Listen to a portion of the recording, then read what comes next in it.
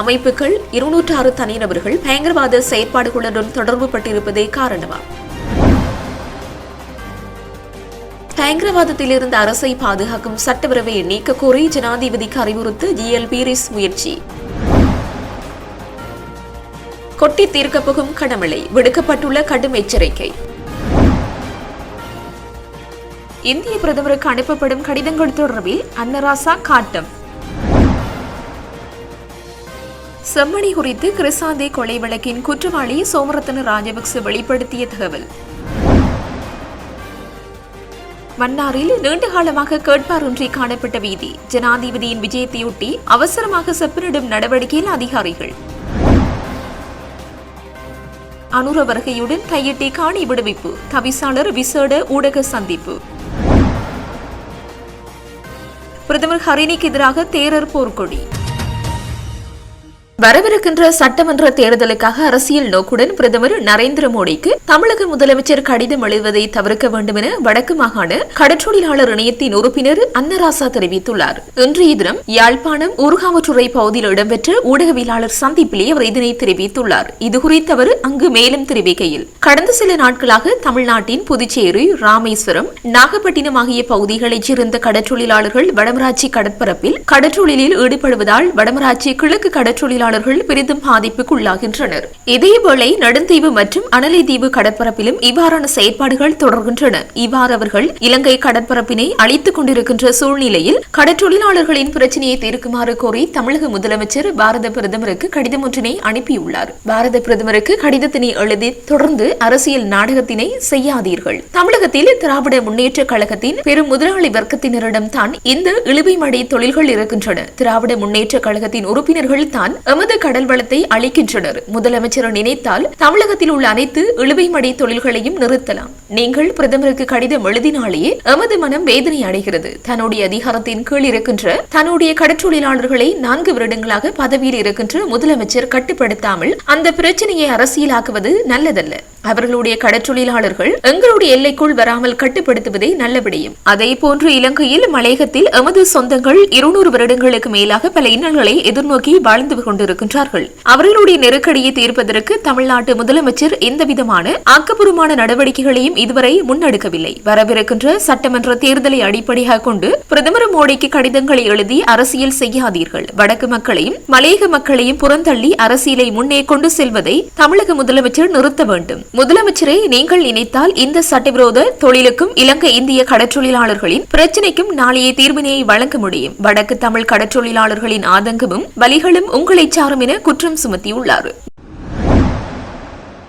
தமிழீழ விடுதலை புலிகள் அமைப்பு உள்ளடங்களாக தடை செய்யப்பட்ட 16 அமைப்புகள் மற்றும் 206 தனிநபர்களின் பெயர் விவரங்களை குறிப்பிட்டு பாதுகாப்பு அமைச்சின் செயலாளர் ஏர் வைஸ் மார்ஷல் சம்பத் துய்யகுந்தாவினால் புதுப்பிக்கப்பட்ட அதிவிசேட வர்த்தமானி அறிவித்தல் வெளியிடப்பட்டுள்ளது. 1968 ஆண்டின் 45ஆம் இலக்கு ஐக்கிய நாடுகள் சபை சட்டத்தின் பிரகாரம் பயங்கரவாத செயற்பாடுகளுடன் நேரடியாகவும் மறைமுகமாகவும் தொடர்புகளை பேணி வரும் மற்றும் அவற்றை தூண்டும் வகையில் இயங்கி வரும் அமைப்புகளை தடை செய்து இலங்கை அரசாங்கங்கள் குறிப்பிட்ட கால இடைவெளியில் அதிவிசேட வர்த்தமானி அறிவித்தல்களை வெளியிட்டு வருகின்றன. அவ்வாறு தடை செய்யப்பட்ட புலம்பெயர் தமிழர் அமைப்புகள் மற்றும் முஸ்லிம் அமைப்புகளின் பெயர்கள் தொடர்ந்து உள்ளடக்கப்பட்டு வருகின்றன. அதன்படி அரசாங்கத்தினால் கடந்த 6ஆம் தேதி வெளியிடப்பட்டிருக்கும் தடை செய்யப்பட்ட அமைப்புகள் தொடர்பான புதிய வர்த்தமானி அறிவித்தலில் தமிழீழ விடுதலை புலிகள், தமிழர் புனர்வாழ்வு அமைப்பு, தமிழர் ஒருங்கிணைப்பு குழு, உலகத் தமிழர் இயக்கம், நாடு கடந்த தமிழீழ அரசு, உலகத் தமிழர் நிவாரண நிதியம், தலைமை குழு, கனேடிய தமிழர் தேசிய அவை, தமிழ் இளைஞர் அமைப்பு மற்றும் பேள் ஆகிய தமிழ் இயக்கங்கள் மற்றும் புலம்பெயர் தமிழ் அமைப்புகளினது பெயர்களும் தேசிய தௌஹீத் ஜமாத், ஜமாதே மிலாதே இப்ராஹிம், விலிஜாத் அசு செய்லானி, டருல் ஆதர் அத்தஃபவியா, இலங்கை இஸ்லாமிய மாணவர் ஒன்றியம் மற்றும் சூப்பர் முஸ்லிம் ஆகிய இஸ்லாமிய அமைப்புகளின் பெயர்களும் உள்ளடங்கியுள்ளன. அதேபோன்று ஜெயசுராசா அமலதாஸ், விஸ்வநாதன், ருத்ரகுமரன், அப்பாதுரை செந்தில் விநாயகம், சந்திரா வரதகுமார், வீரசிங்கம் நாகேஸ்வரன், நடராஜா சத்தியசீலன், அமிர்தலிங்கம் திலீபன், விநாயகமூர்த்தி மோகனசுந்தரம், முகமது எப்திஹார், முகமது இன்சாப், அப்துல் ஹாதர், முகமது சாஷ்னி, முகமது ஃபாரூக், முகமது ஹிலாம், முகமது இப்ராஹிம், சாதிக் அப்துல்லா, முகமது சரீபு, ஆதம் லெப்பே, அப்துல் லதீப், முகமது சாபி ஆகியோர் உள்ளடங்களாகி 206 தனிநபர்களின் பெயர்களும் அவ்வர்த்தமானி அறிவித்தலில் உள்வாங்கப்பட்டுள்ளன. அரசாங்கத்தின் தடைப்பட்டியலில் சேர்க்கப்பட்டதன் மூலம் இவ்வமைப்புகள் மற்றும் தனிநபர்கள் சார்ந்த செயற்பாடுகள், நிதியங்கள் மற்றும் சொத்துக்கள் என்பன நாட்டுக்குள் முடக்கப்படும் என்பது குறிப்பிடத்தக்கது. மாணவி கிருசாந்தி குமாரசாமி படுகொலை வழக்கின் மரண தண்டனை கைதியான சோமரத்ன ராஜபக்சவிடமிருந்து பெறப்பட்டுள்ள தகவல்களுக்கு அமைய யாழ்ப்பாணம் செம்மணி மனித புதைகுழியை அண்மித்த பகுதிகளில் அகழ்வுகள் முன்னெடுக்கப்படும் என காணாமல் போனோர் அலுவலகம் அறிவித்துள்ளது. சிறையில் அடைக்கப்பட்டுள்ள சோமரத்ன ராஜபக்சவிடம் மேற்கொள்ளப்பட்ட விசாரணைகள் குறித்து காணாமல் போனோர் தொடர்பில் ஆராயும் அலுவலகத்தின் அதிகாரிகள் கடந்த வெள்ளிக்கிழமை நேரில் சென்று விசாரணைகளை நடத்தியிருந்தனர். இந்த விசாரணைகள் தொடர்பில் ஊடகம் ஒன்று வினவிய போது காணாமல் போனோர் தொடர்பில் ஆராயும் அலுவலகத்தின் தலைவர் மகேஷ் கட்டலந்து இவ்வாறு குறிப்பிட்டுள்ளார். இதுகுறித்து அவர் மேலும் தெரிவிக்கையில், சோமரத்ன ராஜபக்சவிடம் மேற்கொள்ளப்பட்ட விசாரணை தொடர்பில் மதிப்பாய்வு செய்யப்பட்டதனை மனித புதைகுழி அகழ்வில் ஈடுபடும் நிபுணர்களுடன் கலந்தாலோசித்து நீதிமன்ற உத்தரவு பெறப்படும். அதன் பின்னர் நவீன ரக ரேடார் ஸ்கேனர்களை பயன்படுத்தி செம்மணி மனித புதைகுழி அண்மித்த பகுதிகளில் அகழ்வுகள் மேற்கொள்ளப்படும். சோமரத்ன ராஜபக்ச சத்திய கடதாசி ஊடாக தெரிவித்துள்ள பல விடயங்கள் குறித்தும் அவரிடம் விசாரணைகள் மேற்கொள்ளப்பட்டுள்ளன. அதற்கமைய குறித்த சத்திய கடதாசியின் உண்மைத்தன்மை அதிலிருந்து பெற்றுக் கொள்ளப்படக்கூடிய மேலதிக விடயங்கள் தொடர்பிலும் சோமரத்ன ராஜபக்சவிடம் விசாரணைகள் மேற்கொள்ளப்பட்டது. எவ்வாறாயினும் தன்னை விடுதலை செய்வதற்கான பரிந்துரைகளை முன்வைக்குமாறு சோமரத்ன ராஜபக்ச முன்வைத்த கோரிக்கை தொடர்பில் நடவடிக்கை மேற்கொள்வதற்கான அதிகாரம் எமது அலுவலகத்திற்கு கிடையாது. அதன்படி மாணவி கிருசாந்தி குமாரசாமியின் படுகொலை வழக்கில் நீதிமன்றத்தால் மரண தண்டனை விதிக்கப்பட்டுள்ள குற்றவாளியின் கோரிக்கைகளை மேல் பரிசீலிப்பதற்கான பரிந்துரையை ஒருபோதும் எமது அலுவலகம் முன்னெடுக்காது. இந்த நிலையில் சோமரத்ன ராஜபக்சவிடம் எமது அலுவலகம் மேற்கொள்ளும் விசாரணைகள் தொடர்பில் அவரின் மனைவியால் பகிரப்படும் தகவல்களை நாம் முற்றிலும் மறுதளிக்கின்றோம். அதற்கமைய பாதிக்கப்பட்டவர்களுக்கு நீதியை பெற்றுக் கொடுப்பதற்காக மாத்திரமே எமது அலுவலகம் செயற்படும். அதற்கான சாட்சி விசாரணைக்காகவே சோமரத்ன ராஜபக்சவை சந்தித்து விடயங்களை அறிக்கை செய்து கொண்டுள்ளோம் என தெரிவித்தார். அரசாங்கத்தால் வெளியிடப்பட்டுள்ள பயங்கரவாதத்திலிருந்து அரசை பாதுகாக்கும் சட்டவரைவு சட்டமானால் நாட்டில் ஜனநாயகம் இல்லாதொழியும். இந்த சட்டவரவை நீக்க கோரி மகாநாயக்க தேரர்கள் ஜனாதிபதிக்கு அறிவுறுத்த வேண்டும் என முன்னாள் வெளிவிகாரத்துறை அமைச்சர் GL பீரிஸ் அஸ்கரி பீட மகாநாயக்க தேரரிடம் வலியுறுத்தினார். எதிர்க்கட்சிகளின் உறுப்பினர்கள் கண்டி அஸ்கரிய பீடத்திற்கு சென்று மகாநாயக்க தேரரை சந்தித்து கலந்துரையாடும் போதே மேற்கண்டவாறு வலியுறுத்தினார். அங்கவர் மேலும் குறிப்பிட்டதாவது, அரசாங்கத்தால் தயாரிக்கப்பட்டுள்ள புதிய கல்விக் கொள்கை பல்வேறு தரப்பிலும் பிரச்சினைகளை ஏற்படுத்தியுள்ளது. 3/2 பெரும்பான்மை உள்ளது என்பதற்காகவே அரசாங்கம் தான்றோன்றித்தனமாக செயற்பட முடியாது. பொதுமக்களுடன் எவ்விதமான வெளிப்படையான கலந்துரையாடல்களும் இல்லாமல் தான் அரசாங்கம் புதிய கல்விக் கொள்கையை அமுல்படுத்தியுள்ளது. நாட்டின் கலாச்சாரத்திற்கு எதிராக விடயங்களை கல்விக் கொள்கையில் உள்ளடக்கினால் அது விளைவுகளை ஏற்படுத்தும். புதிய கல்விக் கொள்கை தொடர்பில் அரசாங்கம் சகல தரப்பினருடன் வெளிப்படைத்தன்மையான பேச்சுவார்த்தைகளை மேற்கொள்ள வேண்டும். இவ்விடயத்தில் அரசியலுக்கு அப்பாற்பட்டு செயற்பட வேண்டும். நீதியமைச்சரால் வெளியிடப்பட்டுள்ள பயங்கரவாதத்திலிருந்து அரசை பாதுகாக்கும் சட்டவரவு நடைமுறையில் உள்ள பயங்கரவாத தடை சட்டத்தை காட்டிலும் பாரதூரமானது. பயங்கரவாதத்திலிருந்து அரசை பாதுகாக்கும் சட்டவரைவு சட்டமானால் நாட்டில் ஜனநாயகம் இல்லாதொழியும். ஊடக சுதந்திரம் அரசு அடக்குமுறைக்கு உள்ளாகும். ஆகவே இந்த சட்டவரவை நீக்குமாறு மகாநாயக்க தேரர்கள் ஜனாதிபதிக்கு அறிவுறுத்த வேண்டும் என்று வலியுறுத்தினார். மன்னார் தபாலகத்திலிருந்து செத்பார் செல்லும் பிரதான வீதி நீண்ட காலமாக குண்டும் குழியுமாக காணப்படும் நிலையில் குறித்த வீதியை புனரமைப்பு செய்ய பல தரப்பினரால் கோரிக்கை முன்வைக்கப்பட்ட போதிலும் எவ்வித நடவடிக்கைகளும் முன்னெடுக்கப்படவில்லை. இந்த நிலையில் எதிர்வரும் வியாழக்கிழமை மன்னாரிற்கு ஜனாதிபதி விஜயம் செய்ய உள்ள நிலையில் குறித்த வீதியில் காணப்படுகின்ற குன்றும் குழியையும் செப்பனிடும் பணியை உரிய திணைக்களத்தினர் மும்முரமாக ஈடுபட்டு வருகின்றனர். மன்னார் பிரதான தபாலகத்திலிருந்து சவுத்பார் புகையிரத பகுதிக்கு செல்லும் குறித்த வீதி நீண்ட காலமாக குன்றும் குழியுமாக காணப்பட்டது. எனினும் குறித்த வீதியை முழுமையாக அபிவிருத்தியை முன்னெடுக்க உரிய திணைக்களம் நடவடிக்கைகளை மேற்கொள்ளவில்லை. இவ்விடயம் தொடர்பாக குறித்த வீதிக்கு பொறுப்பான திணைக்களத்திடம் பல்வேறு தரப்பினரும் தொடர்ந்து முறையிட்டு வந்தனர். எனினும் எவ்வித நடவடிக்கைகளும் மேற்கொள்ளவில்லை. இதனால் குறித்த வீதியூடாக மழைக்காலங்களில் மக்கள் பயணிக்க முடியாத நிலை ஏற்பட்டது. மன்னார் நகரின் முக்கியமான குறித்த பிரதான வீதி தொடர்பாக யாரும் அக்கறை கொள்ளவில்லை. இந்த நிலையில் மன்னாரில் எதிர்வரும் வியாழக்கிழமை இடம்பெறவுள்ள காற்றாலை மின்கோபுர திறப்பு விழா மற்றும் புதிதாக அமைக்கப்பட உள்ள காற்றாலை மின்கோபுரங்களுக்கு அடிக்கல் நாட்டும் நிகழ்வு இடம்பெறவுள்ள நிலையில் ஜனாதிபதி குறித்த நிகழ்வில் கலந்து கொள்ள உள்ளார். இந்த நிலையில் ஜனாதிபதியின் வருகையொட்டி தற்போது குறித்த வீதியில் காணப்படுகின்ற பாரிய குழிகளை நிரப்பி செப்பனிடும் பணியை உரிய திணைக்களம் முன்னெடுத்து வருகின்றனர். வடக்கு, வடமத்திய, ஊவா, கிழக்கு மற்றும் மத்திய மாகாணங்களிலும் ஹம்பாந்தோட்டை மாவட்டத்திலும் பல தடவைகள் மழை பெய்யும் என எதிர்பார்க்கப்படுகின்றது. குறித்த விடயத்தை வளிமண்டலவியல் திணைக்களம் இன்று வெளியிட்டுள்ள அறிக்கையில் குறிப்பிட்டுள்ளது. மேலும் தெரிவிக்கப்பட்டுள்ளதாவது, மேல், சப்ரகமுவ மற்றும் வடமேல் மாகாணங்களிலும் காலி மற்றும் மாத்தறை மாவட்டங்களிலும் பல இடங்களில் பிற்பகல் 1 மணிக்கு பின்னர் மழையோ அல்லது இடியுடன் கூடிய மழையோ பெய்யக்கூடிய சாத்தியம் காணப்படுகின்றது. இந்த பிரதேசங்களில் சில இடங்களில் 50 மில்லிமீட்டருக்கும் அதிகமான ஓரளவு பலத்த மழை வீழ்ச்சி எதிர்பார்க்கப்படுகின்றது. மேல், சப்ரகமுவ மற்றும் மற்றும் மத்திய மாகாணங்களிலும் காலி, மாத்தறை மற்றும் குருநகல் மாவட்டங்களிலும் சில இடங்களில் அதிகாலை வேளையில் பனிமூட்டமான நிலை காணப்படும் என எதிர்பார்க்கப்படுகின்றது. மேலும் இடியுடன் கூடிய மழை பெய்யும் போது தற்காலிகமாக பலத்த காற்று மற்றும் மின்னல் தாக்கத்தால் ஏற்படும் சேதங்களை குறைக்க போதுமான முன்னெச்சரிக்கை நடவடிக்கைகளை எடுக்குமாறு தெரிவிக்கப்பட்டுள்ளமை குறிப்பிடத்தக்கது. கல்வி அமைச்சுக்கு முன்பாக விமல் வீரவன்ச ஆரம்பித்துள்ள போராட்டம் தொடர்பில் நீதிமன்றம் உத்தரவொன்று பிறப்பித்துள்ளதாக தெரிவிக்கப்படுகின்றது. தேசிய சுதந்திர முன்னணியின் தலைவர் விமல் வீரவன்ச தலைமையில் சிவில் சமூக பிரதிநிதிகள் குழுவின் பங்கேற்புடன் இன்று காலை தொடர்ச்சியான சத்தியகிரக போராட்டம் ஒன்று ஆரம்பிக்கப்பட்டது. இந்த நிலையில் குறித்த போராட்டத்தை கவனத்திற்கொண்டு கடுவளை நீதவான் நீதிமன்றம் ஒரு சிறப்பு உத்தரவை பிறப்பிக்க நடவடிக்கை எடுத்துள்ளது. அதன்படி பொதுமக்களுக்கு இடையூறு விளைவிக்கும் வகையில் சாலை மறியல் செய்வதை தவிர்க்குமாறு போராட்டக்காரர்களுக்கு நீதிமன்ற உத்தரவில் தெரிவிக்கப்பட்டுள்ளது. இந்த நாட்களில் காப்போது உயர்தர பரீட்சை நடைபெறுவதால் எவ்வித சிரமமும் ஏற்படாத வகையில் ஒளிபெருக்கிகளை பயன்படுத்தப்படக்கூடாது என்றும் நீதிமன்றம் உத்தரவிட்டுள்ளது. இதற்கிடையில் முன்னாள் அமைச்சர் விமல் வீரவன்ச தானும் தனது குழுவினரும் தொடங்கியது சத்தியகிரகம் அல்ல, உண்ணாவிரதம் என்றும் உண்ணாவிரதமும் சத்தியகிரகமும் ஒன்றல்ல, இரண்டும் என்றும் வலியுறுத்தினார். இந்த நடவடிக்கை தொடங்குவதற்கான காரணங்களை விளக்கிய அவர் முன்மொழியப்பட்ட புதிய கல்வி சீர்திருத்தங்களை உடனடியாக நிறுத்த அரசாங்கம் நடவடிக்கை எடுக்க வேண்டும் என்றார். கல்வி அமைச்சராக பணியாற்றும் போது தற்போதைய பிரதமர் அந்த பதவியை ராஜினாமா செய்ய கோரி இந்த போராட்டம் தொடங்கப்பட்டுள்ளதாகவும் அவர் சுட்டிக்காட்டினார். இந்த போராட்ட இயக்கம் தொடர திட்டமிடப்பட்டுள்ளதாகவும் சத்தியகிரகத்தை விட்டு வெளியேறும் போது அந்த இடத்தில் மற்றொரு குழு அமர தயாராக இருப்பதாகவும் முன்னாள் அமைச்சர் மேலும் தெரிவித்தார். ஜனாதிபதி அனுரவின் யாழ் விஜயத்தின் போது தையிட்டி காணிகளில் ஒரு பகுதி உடனடியாக விடுவிக்கப்பட வேண்டும் என வலிகாமம் வடக்கு பிரதேச சபையின் தவிசாளர் சோமசுந்தரம் சுகிர்தன் தெரிவித்துள்ளார். இன்று இடம்பெற்ற விசேட ஊடக சந்திப்பில் அவர் இதனை தெரிவித்துள்ளார். தற்போது ஜனாதிபதி அவர்கள் தைப்பொங்கல் தினத்தை முன்னிட்டு யாழ்ப்பாணம் வருகை இருக்கின்றார்.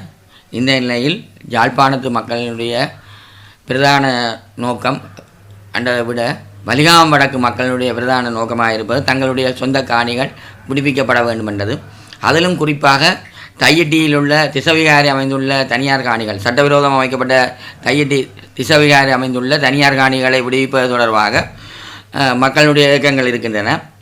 ஏலவே இந்த அரசாங்கம் ஜனாதிபதி வருகை பெறும்போது காணிகள் விடுவிக்கப்படும் என்ற ஒரு செய்திகளை கசியவிட்டு அதன் பிறகு ஜனாதிபதி வந்து சென்ற பின்னர் எந்தவித நடவடிக்கையும் இல்லாததான் இப்பொழுது அவர்களுடைய வளமையான செயற்பாடாக இருக்கிறது. கடந்த முறையும் ஜனாதிபதி வரும்போது காணிகள் விடுவிக்கப்படும் என கூறப்பட்டிருந்தாலும் எந்தவித காணிகளும் விடுவிக்கப்படாத நேரத்தில் இப்பொழுது தையிட்டி விகாரையினுடைய காணிகளுக்கான ஒரு தீர்வு கிடைக்கும் என கூறிக்கொண்டு எந்தவித நடவடிக்கையும் எடுக்காமல் முன்னரே இந்த தையிட்டி விகாரையினுடைய தனியார் காணிகளை விடுவிப்பதற்காக ஒரு நடவடிக்கை மாவட்ட செயலாளர் நூடாக எடுக்கப்படுவதற்கான நடவடிக்கை எடுக்கப்பட்டிருந்தாலும் அந்த காணிகளை பகுதி பகுதிகளாக கட்டிடம் அமைக்கப்படாத ஏனைய காணிகளை பகுதி பகுதியாக அமைப்பதற்கான நடவடிக்கைகள் மேற்கொண்டிருந்தாலும் அந்த பகுதி பகுதியாக விடுவிப்ப சம்பந்தமாக ஏற்கனவே 2 ஏக்கர் காணிகளை விடுவிப்பதற்காக ஒரு ஒப்பந்தம் ஒன்று வழங்கப்பட்டு அந்த வேலிகள் அமைப்பதற்கான நடவடிக்கை மேற்கொள்ளப்பட்டிருந்தாலும் அந்த ஒப்பந்தங்கள் இன்றைக்கு ரத்து செய்யப்பட்டிருக்கின்றது. இதன் மூலம் இந்த காணி விடுவிப்பானது கேள்விக்குறியாக மாறியிருக்கின்றது. குறிப்பாக இந்த விகாரையினுடைய மேற்கு பகுதியில் உள்ள எங்களுடைய பவானி வீதியோடு இணைந்த இந்த பகுதிகளில் இருக்கின்ற 2 ஏக்கர் காணியை விடுவதற்கான ஒரு நடவடிக்கை மேற்கொள்ளப்பட்டிருந்தாலும் அந்த ஒப்பந்தம் அந்த பிரதேசத்தில் உள்ள தையிட்டி தெற்கோ தையிட்டி வடக்கோ தையிட்டி கிழக்கில் உள்ள கிராம அபிவிருத்தி சங்கத்தால் வழங்கப்படாமல் மாவகலட்டியில் உள்ள ஆர்டிஎஸ்க்கு வழங்கப்பட்டிருந்த போதும் இப்பொழுது அந்த ஒப்பந்தம் ரத்து செய்யப்பட்டிருக்கின்றது. இவ்வாறான நிலையில் இந்த ஒப்பந்தம் ரத்து செய்வதன் மூலம் மக்களுக்கு மீண்டும் கேள்விக்கிடம் இல்லாமல் இருக்கின்றது. இந்த காணிகள் விடுவிக்கப்படும் மாட்டாது என்ற நோக்கம் ஏற்பட்டிருக்கின்றது. ஆகவே ஜனாதிபதி அவர்கள் இங்கு வரும்போது குறிப்பாக இந்த தையிட்டில் அமைக்கப்பட்டிருக்க சட்டவிரோத காணியில் அமைக்கப்பட்ட விகாரை இல்லாத காணிகள் பல 16 பேருக்கு சொந்தமான காணிகளாக இருக்கின்றன. இந்த காணிகளில் ஒரு பகுதியாக உடனடியாக விடுவிக்கப்பட வேண்டும். ஏன்னா அங்கே எந்தவித கட்டுமானங்களும் இல்லை. அந்த மக்களுடைய பாவனை குறிப்பாக வலிகாமம் வடக்கு பிரதேச சபைக்கு சொந்தமான பவானி வீதி உட்பட இந்த பிரதேசத்தில் காணப்படுகிறது. அதை விடுவிக்கப்பட வேண்டும். இந்த காணி விடுவிப்பு சம்பந்தமாக ஏலவே ஜனாதிபதி அவர்களால் அமைச்சரவையில் ஒரு தீர்மானம் எடுக்கப்பட்டிருக்கின்றது. கடந்த 7ஆம் மாதம் 2ஆம் தேதி இந்த அமைச்சரவை தீர்மானத்தின் ஊடாக அவர்கள் இந்த காணிகளை விடுவிப்பதற்காக ஒரு 7ஆம் மாதம் 2ஆம் தேதி ஒரு அமைச்சரவை தீர்மானம் எடுக்கப்பட்டு கேபினட் டிசிஷன் ஒன்று எடுக்கப்பட்டிருக்கிறது. இந்த பிரச்சனை தீர்ப்பதற்காக இந்த 16 பேர் காணி உரிமையாளர் 16 பேருடையதும் மற்றது நயனாதிபதி நாகவிகாராதிபதி இந்த இதயம் இருக்கிறபடியால் இந்த காணிகளை விடுவிப்பது தொடர்பான ஒரு கமிட்டி ஒன்று அமைக்கப்பட்டு 60 நாட்களுக்குள் இந்த பிரச்சனைக்கு தீர்வு காணப்படும் என கூறப்பட்ட போதும் இதுவரை இந்த எந்த விதமான ஒரு தீர்வும் எட்டப்படாத நிலைமையில் காணப்படுகிறது. ஆகவே நாங்கள் இதைத் தொடர்ந்து நாங்கள் சட்ட ரீதியான நடவடிக்கை கொண்டு செல்ல இருந்த நேரத்தில் இந்த அமைச்சரவை தீர்மானத்தை நம்பி நாங்கள் பின்னர் அமைச்சரவை 60 நாட்களை தாண்டிய பின்னர் அமைச்சரவை செயலாளருக்கு ஒரு கடிதம் ஒன்றை அனுப்பியிருந்தோம். நீங்கள் இவ்வாறான ஒரு தீர்மானம் ஒன்று எங்களுக்கு அனுப்பியிருந்தீங்கள், இது சம்பந்தமாக என்ன தங்களுடைய இதை கேட்டிருந்தோம். அப்பொழுது அவர்கள் புத்தசாசன அமைச்சுக்கு கடிதத்தை அனுப்பிவிட்டு எங்களுக்கு அதனுடைய பிரதியை அனுப்பியிருந்தார்கள். நாங்கள் புத்தசாசன அமைச்சுக்கு, ஏனென்றால் இது புத்தசாசன அமைச்சதை கீழே தான் இந்த கேபினட் டிசிஷன் எடுக்கப்பட்டிருக்கிறபடியால் அதை அவர்களுக்கு அனுப்பியிருந்தாலும் இன்று வரை எந்த விதமான நடவடிக்கை எடுக்கப்படவில்லை. ஆனால் அவர்களே விளங்கிக் கொள்கிறார்கள் 16 தனியாருக்குரிய காணியும் நயனாதேவி நாகவியாரைக்குரிய காணியும் உள்ளடங்கி இருக்கிறது என்பதை அவர்கள் விளங்கிக் கொண்டிருந்த போதிலும் இன்று வரை இந்த தனியார் காணிகளில் குறித்த காணி சட்டரீதியான அந்தஸ்து பற்றி ஆராய்ந்து உண்மையான உரிமையாளர் கண்டது. உதாரணமாக நயனாதேவி விகாராதி குறித்தான திசவிகார காணி, சிவில் உரிமையாளர் குறித்தான 16 உறுதிகள், அப்போ இந்த இதை பற்றி ஆராய்கிறது தான் அவன் நோக்கமாக இருந்தது. இதன் மூலம் இந்த காணிகளை விடுவிப்ப பொதுமக்களுக்கு காணியும். இந்த அரசாங்கம், அதாவது வளமான நாடு அழகான வாழ்க்கை என்ற கொள்கையின் அடிப்படையில் மக்களுடைய காணிகள் மக்களுக்கு வழங்கப்படும் என்று இந்த அரசாங்கம் கூறிக்கொண்டிருந்தாலும் இந்த விகார காணியை இதுவரை விடவில்லை. ஆனால் இது தொடர்பாக தொடர்ச்சியான போராட்டங்கள் எடுக்கப்பட்டு வந்தாலும் இப்பொழுது கடந்த 2 போராட்டங்கள் வலிகாம்படகு பிரதேச சபையின் கௌரவ உறுப்பினர்கள் ஒன்றிணைந்து இந்த போராட்டங்களை முன்னெடுத்து வருகின்ற நேரத்தில் அதற்கு எதிராக இன்று பலாலி போலீசாரால் ஒரு வழக்கு தாக்கல் செய்யப்பட்டு வழக்கும் நிலுவையில் இருக்கின்ற அடுத்த ஜனவரி மாதம் 5ஆம் தேதி நடைபெற்ற வழக்கு பிப்ரவரி மாதம் 26ஆம் தேதிக்கு அவர்களுடைய சொந்த பிணையில் செல்லவும் அந்த வழக்கு பிற்போடப்பட்டிருக்கின்றது. இவ்வாறான நிலையில் இந்த மக்களுடைய காணிகளை மக்களுக்கு வழங்குவதற்கும் ஏற்கனவே இந்த பிரதேசத்தில் ஏனைய காணிகளிலும் சட்டவிரோதமான கட்டிடங்கள் அமைக்க முயற்சித்த போது நாங்கள் அந்த விகாராதிபதிக்கு கடிதங்கள் கொடுத்து அந்த கட்டிடங்கள் அவர் தனியார்களுடையது கூறப்பட்டு இப்பொழுது அது நிறுத்தப்பட்டிருந்த நிலைமையிலும் இந்த காணிகளை விடுவிப்பதற்கு இன்றைக்கு அவர்கள் இயல முடியாத நிலைமையிலும் அண்மையில் 3-4 நாட்களுக்கு முன்னர் மாவட்ட செயலாளர் பிரதேச செயலாளர்களை கொழும்புக்கு அழைத்து இந்த காணி விடுவிப்பு சம்பந்தமான ஒரு கூட்டம் நடைபெற்றிருந்தாலும் அந்த அங்கே நடைபெற்ற கூட்டத்திலே இந்த பௌத்த சாசன அகில இலங்கை பௌத்த மகா சம்மேளனம் அந்த பிரதிநிதிகள் அங்கு அழைக்கப்பட்டிருந்தார்கள். ஆனால் இந்த பிரதேசத்தினுடைய காணி உரிமையாளர் யாருமே அழைக்கப்படாமல் அந்த காணிகள் அவர்களுக்கு வழங்குவதிலேன பிழையான முறையிலே அந்த இதை கூறப்பட்டும் 14 ஏக்கர் அந்த விகாரைக்குரிய காணி என கூறப்பட்ட போது உண்மையில் அங்கே விகாரைக்குரிய 20 பரப்பு காணிகள் மட்டுமே இருந்தது. இது 1949ஆம் ஆண்டு அந்த உறுதி இருக்கின்றது. ஆனால் தனியாருடைய காணிகளை 8 ஏக்கர் காணிகளை பிடித்து வைத்துக்கொண்டு இன்றைய விடுமுறாமல் இருக்கு. ஆகவே ஜனாதிபதி யாழ்ப்பாணம் பெறும்போது முதலில் நல்லெண்ண அடிப்படையில் இந்த தனியாருடைய காணிகளை விடுவிக்கப்பட வேண்டும். முதல் அதன் ஒருபடியாவது அந்த 2 ஏற்கனவே இணங்கிற 2 ஏக்கர் காணியை முதல் படியாக விட்டுக்கொண்டு தொடர்ச்சியாக ஏனைய காணிகளை கட்டிடம் விகாரை அமைக்கப்பட்ட காணியை தவிர்த்து மிச்ச காணிகளை உடனடியாக விடுவிக்கப்பட முடியும்.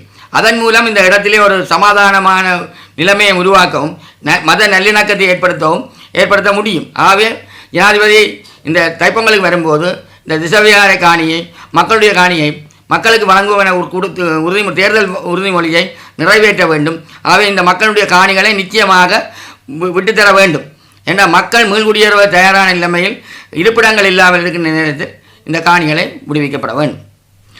ஜனாதிபதி அவர்கள் இப்பொழுது தைப்பொங்கல் தினத்தை முன்னிட்டு யாழ்ப்பாணம் பெறுகிற நிலையில் மக்களுடைய காணிகள் பாதைகள் விடுவிக்கப்படும் என ஒரு செய்தி கசியவிடப்பட்டிருந்தாலும் அது மக்களை திசை திருப்புகின்ற மக்களிடமிருந்து மக்கள் அது சம்பந்தமான அக்கறை கொள்ளாமல் இருப்பது காணி விடுவிக்கப்படும் என்ற நோக்கத்தோடு இருப்பார்கள்.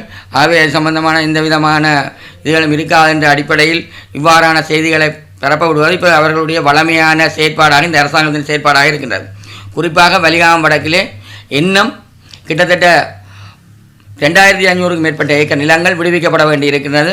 அதில் 3 கிராம சேவையாளர் பிரிவு பலாலி மேற்கு, பலாலி வடமேற்கு, மயிலட்டித்துறை தெற்கு 3 கிராம சேவையாளர் பிரிவு முழுமையாக விடுவிக்கப்பட வேண்டியிருக்கு. அங்கே ஒரு அங்கத்தவர் கூட மீள்குடியேற்றப்படவில்லை. குறிப்பாக பலாலி மேற்கும் பலாலி வடமேற்கும் சேர்ந்த 6ஆம் வட்டாரம் வலிகாமம் வடக்கு பிரதேச சபையின் 6ஆம் வட்டாரம் ஒரு மக்கள் கூட மீள்குடியேறாமல் அந்த வட்டாரம் ஒரு இராணுவ உயர் பாதுகாப்பிற்கே முழுமையாக இருக்கின்ற பிரதேசமாக இருக்கின்றது. ஆகவே இந்த காணிகளை விடுவிக்க வேண்டும். குறிப்பாக இன்றைக்கு பல காணிகள் இராணுவத்தினர் பயன்படுத்தாமல் பத்தகள் மண்டியும் இருக்கின்ற நிலைமை காணப்படுகிறது. குறிப்பாக மயிலடி சந்தி அண்டிய மயிலடி துறை வடக்கினுடைய பல காணிகள் இராணுவம் பயன்பாடு இல்லாமல் கடற்கரையோர தொழிலோடு இணைந்த பிரதேசமாக இருக்கின்றன. இந்த மக்கள் இன்றைக்கும் பரத்துறை போன்ற வடமராட்சி பகுதிகளிலே, வடமராட்சி கிழக்கு பகுதிகளிலே கடத்தொழிலை அண்டி அங்கே வாழ்ந்து நண்பர்கள் அயலர் வீடுகளிலே வாழ்ந்து வருகின்றார்கள். ஆகவே உடனடியாக அவர்கள் அந்த பக்கத்தில் மீள்குடியேறுவதற்கு வசதியாக இருக்கிற அங்கே எந்தவித இராணுவமாக அகற்றப்பட வேண்டிய தேவையில்லை. மக்களுடைய காணிகள் பச்சைகளாக காணப்படுகின்றன. உடனடியாக அந்த பிரதேசங்கள் விடுவிக்கப்படும். அதே போன்று பலாலி வீதியினுடைய கிழக்கு பகுதியில் கிட்டத்தட்ட 600 ஏக்கருக்கு மேற்பட்ட நிலங்கள் இன்றும் பலாலி வீதியினுடைய கிழக்கு பகுதியில் எந்த விதமான விமான நிலைய விஸ்தரிப்புக்கான இடமோ தேவையில்லாத இடங்களை இன்றும் இராணுவத்தின் உயர் பாதுகாப்பில் வைத்துக் கொண்டிருக்கின்ற அதே இடங்களில் பசாவுலான் சந்தி அண்மித்த மானம்பிரா பிள்ளையார் கோயிலோடு இணைந்த 3 கோயில்கள் கூடிய காணிகள் ஏற்கனவே விடுவிக்கப்படுவதற்கான சம்மதங்கள் தெரிவிக்கப்பட்டு எம்ஓடி எடுக்கப்பட்டிருந்த நிலைமையிலும் இன்னும் விடுவிக்கப்படாமல் அது தொடர்ந்தும் உயர் பாதுகாப்பு நிலையங்களாக வைக்கப்பட்டிருந்த நிலைமையை காணப்படுகின்றன. அதே போன்று குடும்பசிட்டி கட்டுவன் பகுதிகளில் இன்றைக்கும் இராணுவ முகாம்கள் இல்லாமல் அங்கே இராணுவத்தினுடைய விவசாய தேவைக்காகவும் அவர்களுடைய பச்சை காடுகளாக பயன்படுத்தாமல் இருக்கின்ற காணிகள் இருக்கின்றன. ஆக உடனடியாக இந்த 2500 ஏக்கருக்கு மேற்பட்ட நிலங்களில் 1000 ஏக்கர் நிலங்களை விடுவிக்கக்கூடிய நிலைமை காணப்படுகின்றது. ஆக இவ்வாறான நிலங்களை விடுவிப்பதன் மூலம் மக்கள் தங்களுடைய மீள்குடியேற்றத்தை உடனடியாக செய்யக்கூடியதாக இருக்கும்.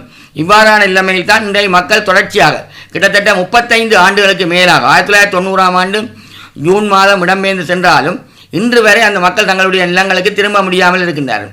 ஆகவே இந்த அரசாங்கம் இதை நம்பி, அதாவது மக்களுடைய காணிகள் மக்களுக்கு வழங்கப்படும் என்ற நண்பரையும், அதாவது இந்த பிரதேசத்திலே குறிப்பாக 6ஆம் வட்டாரம் தேசிய மக்கள் சக்திக்கு நம்பிக்கை அளித்த அடிப்படையில் அந்த வட்டார மக்கள் அவர்களுக்கு வாக்களித்தால் தங்களுடைய பிரதேசம் விடுவிக்கப்படும் என்று. ஆனால் இன்று 1 ஆண்டுகளை கடந்தும் அந்த மக்கள் மீள்குடியேறுவதற்கு அனுமதிக்கப்படவில்லை.